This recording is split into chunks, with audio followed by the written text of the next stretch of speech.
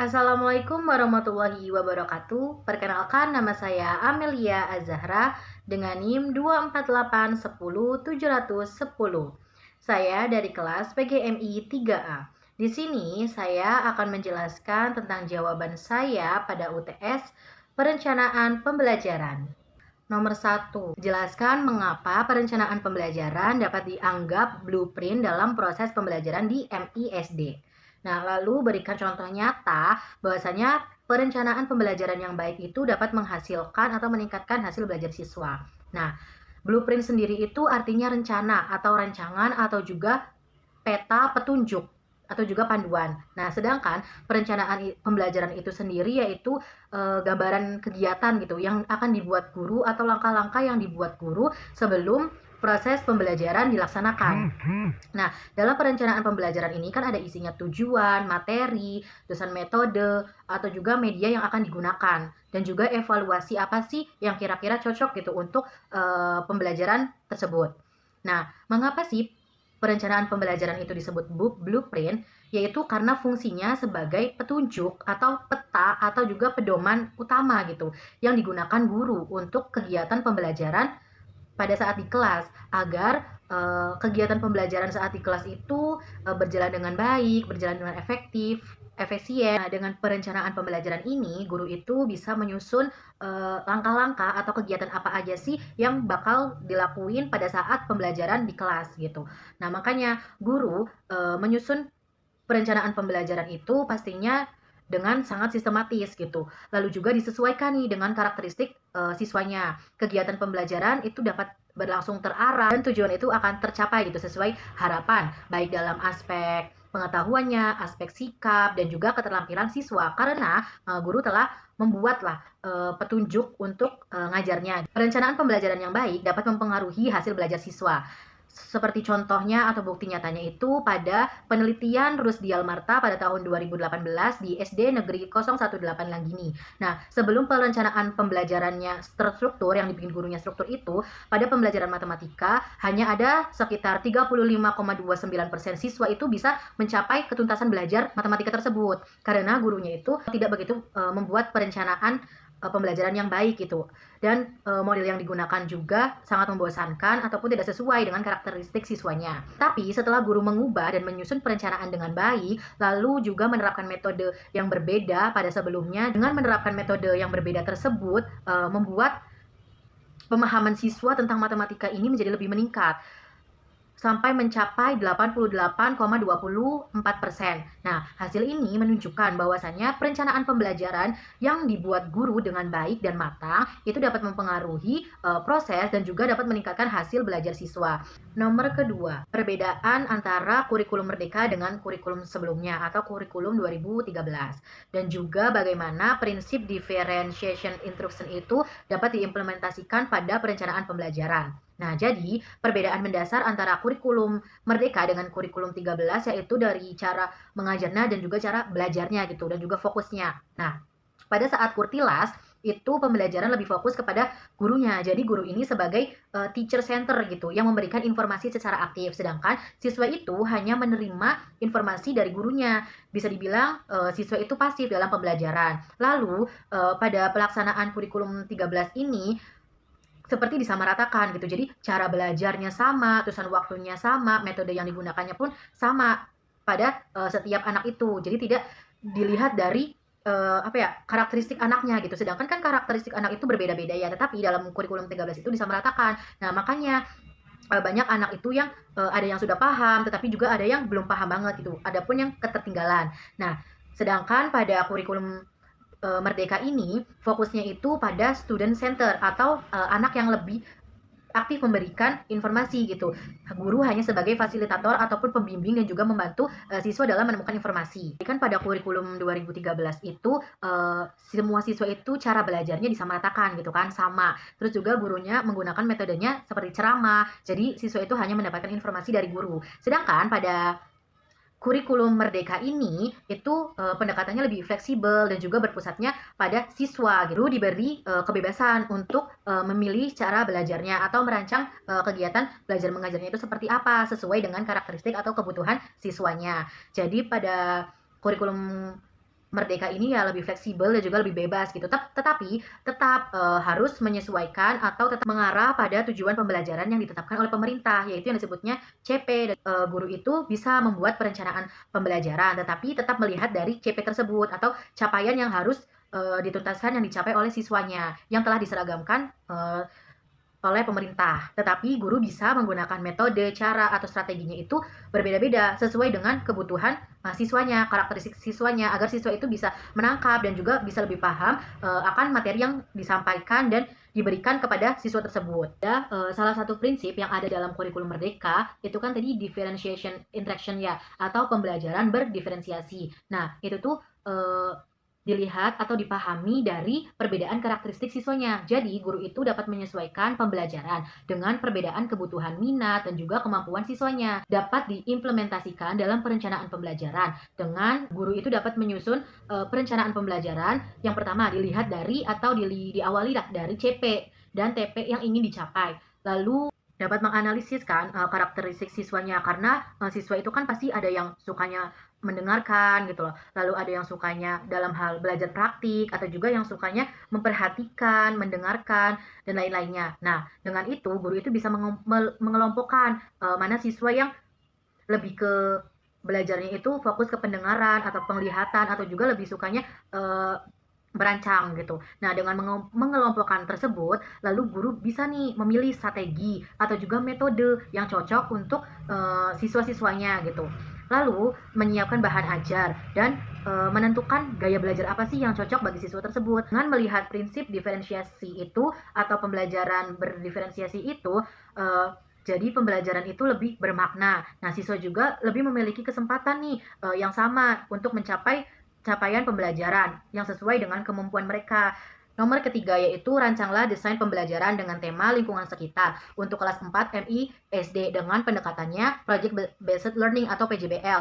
Kita harus menuliskan langkah-langkahnya atau mengikuti sintak PJBL. Yang pertama itu ada orientasi masalah. Jadi guru ini membuka pelajaran dengan langsung mengenalkan kondisi nyata yang ada di sekitar kita. Contohnya seperti di lingkungan sekitar sekolah itu kan pastinya ada sampah.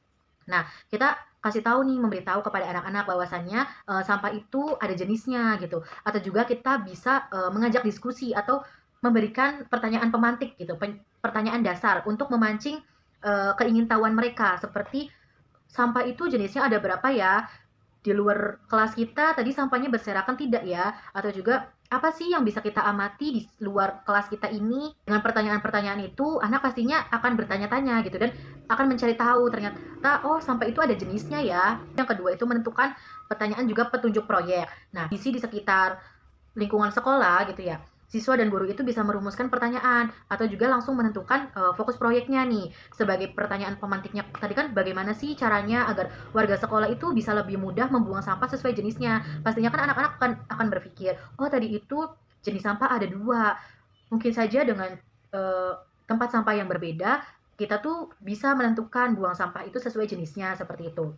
Nah, proyek yang akan dibuat ini di sini membuat tong sampah dari galon bekas yang diwarnai dengan karakter dan juga menempelkan atau memberi label. Yang pertama itu sampah organik, yang keduanya sampah non-organik. Ketiga yaitu merancang proyek. Nah, siswa akan dibagi ke dalam kelompok kecil, sekitar 6 kelompok atau 5 kelompok. Nah, setiap kelompoknya akan mendiskusikan nih alat dan bahan yang dibutuhkan untuk membuat tong sampah karakter ini, pastinya dengan bimbingan guru. Dan kita sebagai guru itu memfasilitator anak-anak, membimbing apa aja ya alat yang bisa digunakan atau apa aja bahan yang dapat digunakan untuk membuat tong sampah ini. Pengerjaannya sekitar 1 kali pertemuan, jadi anak-anak diberitahu sebelumnya, lalu nanti minggu depan itu mulai pengerjaannya seperti itu. Nah, pada pelaksanaan proyek yaitu yang keempat, siswa mulai membuat tong sampah bergambar sesuai rencana dengan bahan yang telah tersedia gitu. Siswa menggambar karakter pada galon bekas, melukisnya dan membuat simbol juga tulisan organik dan anorganik. Jadi guru pada pelaksanaan ini memberikan umpan balik dan juga membantu jika ada kendala pada pelaksanaan tersebut. Lalu yang kelima, setelah pelaksanaan proyek membuat hasil karya, anak-anak itu diminta untuk mempresentasikan hasil karya mereka di depan kelas dengan menjelaskan fungsi dari karya mereka itu apa dan juga manfaatnya apa dari hasil karya yang mereka buat. Setelah itu yang keenam, kita pakai refleksi dan juga evaluasi. Di sini, guru mengajak siswa untuk refleksi diri. Guru menanyakan nih, apa tadi yang telah kalian buat, lalu bagaimana kerjasamanya, apakah berjalan lancar atau tidak, seru atau tidak, terus manfaat apa yang bisa diambil dari pembelajaran kali ini. Lalu juga guru mengevaluasi nih, apakah pada saat pembelajaran tersebut itu anak-anak bisa memahami tidak ya, apa makna yang terkandung dalam pembelajaran tersebut gitu. Lalu capaian pembelajarannya tercapai tidak. Guru pastinya mengapresiasi hasil dari setiap kelompoknya. Nomor 4 yaitu kita memilih model yang cocok untuk tema kearifan lokal di kelas 6 SD. Di sini saya memilih model pembelajarannya Discovery Learning untuk tema kearifan lokal di kelas 6 MI. Nah, saya juga mengambil tentang makanan tradisional. Saya memilih model Discovery Learning ini karena ingin siswa itu lebih berpikir kritis, jadi menemukan pemahamannya, pengetahuannya itu sendiri gitu, melalui pengalaman langsung. Jadi proses siswa itu bisa belajar menemukan informasinya sendiri, tidak hanya informasi yang diberikan dari gurunya saja. Model ini menurut saya itu cocok, karena untuk mengembangkan keaktifan siswa dengan mencari tahu, mengamati, sampai dapat menyimpulkan sendiri hasil kegiatan mereka. Nah, dengan melalui kegiatan menemukan, mengamati langsung, siswa ini lebih dapat paham gitu. Apa sih yang mereka pelajarin?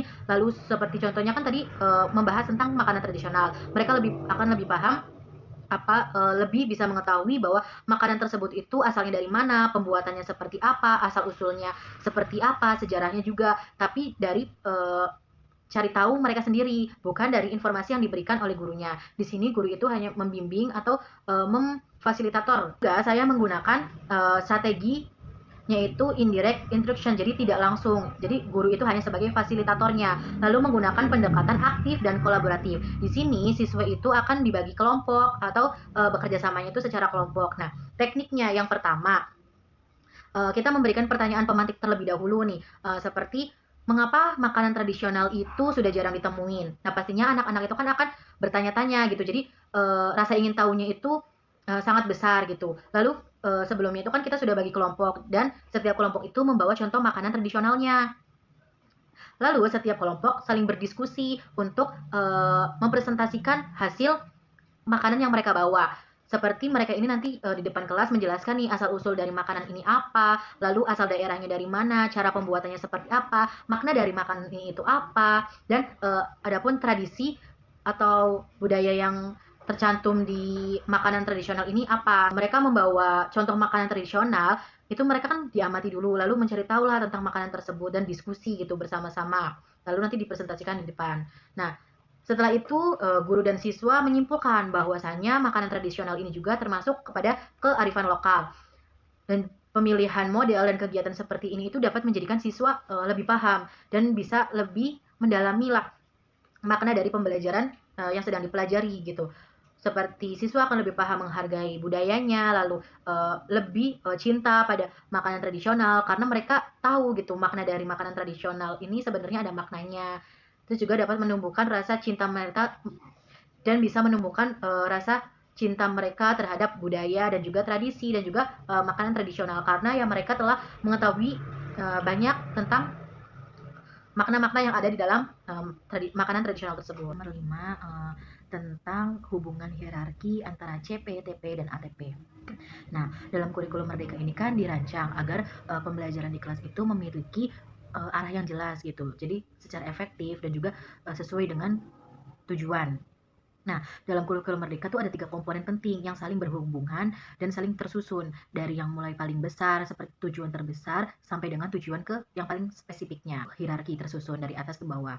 Nah, yang pertama itu ada capaian pembelajaran atau disebutnya CP. Lalu ada alur tujuan pembelajaran ATP dan yang ketiga itu ada tujuan pembelajarannya itu TP. Nah, 3 komponen itu saling berhubungan gitu yang membantu dalam merancang pembelajaran agar terarah dan sesuai dengan perkembangan siswa. Mulai tujuan terbesar terlebih dahulu yang harus dicapai hingga langkah-langkah untuk mencapai tujuan tersebut. Yang pertama itu ada CP atau capaian pembelajaran. Nah, ini tuh tujuan yang paling besarnya atau target utamanya yang harus dicapai di akhir oleh siswa gitu, dikuasai oleh siswa. Nah, dalam setiap fasenya itu CP itu sudah ditentukan dari pemerintah atau Kemendikbudristek karena itulah CP itu merupakan tujuan besarnya sebagai acuan. Setelah CP ada yang namanya ATP atau alur tujuan pembelajaran. Nah, itu rangkaian sistematis atau tahapan-tahapan yang harus dikuasai siswa. Nah, ATP itu turunan penjabaran dari si CP tersebut yang disusun bertahap. Sedangkan yang terakhir itu ada TP atau tujuan pembelajaran. Nah, tujuan pembelajaran ini tujuan yang lebih spesifiknya yang harus dicapai siswa dalam satu pertemuan atau juga beberapa pertemuan. Contohnya gitu, pada mata pelajaran matematika dengan topik bangun ruang di kelas 6 dengan penggunaan CP, ATP, dan TP-nya. Itu kan sudah ada sudah ditentukan dari Kemendikbudristek. Jadi kita tinggal lihat saja nih CP-nya. Yang pertama itu mengkonstruksi dan mengurai bangun ruang seperti kubus, balok, dan gabungannya, dan mengenali visualisasi spasial itu bagian depan, atas, samping, lalu membandingkan karakteristik antar bangun datar dan antar bangun ruang, serta menentukan lokasi pada peta yang menggunakan sistem per peta. Itu menurut Kemendikbudristek. Lalu kita jabarkan dari CP tersebut menjadi ATP. ATP-nya itu tadi kan ada mengkonstruksi atau mengurai bangun ruang ya. Jadi ATP-nya peserta didik itu dapat memahami konsep dan juga perbedaan berbagai bangun ruang melalui kegiatan mengamati, mengidentifikasi bentuk dan membandingkan karakteristiknya serta menghitung luas permukaan dan juga volumenya. Lalu kita lebih spesifik lagi nih untuk setiap pertemuannya atau tujuan yang harus dicapai siswa tersebut pada satu pertemuan. TP pertama gitu, tujuan pertama atau pertemuan pertama, peserta didik itu mampu menyebutkan dan mengidentifikasi ciri, jenis, dan bagian dari bangun ruang seperti kubus, balok, dan gabungannya. Jadi pada pertemuan pertama, siswa itu memiliki tujuan pembelajaran agar bisa menyebutkan atau mengidentifikasi ciri, jenis, dan juga bagian dari bangun ruang tersebut.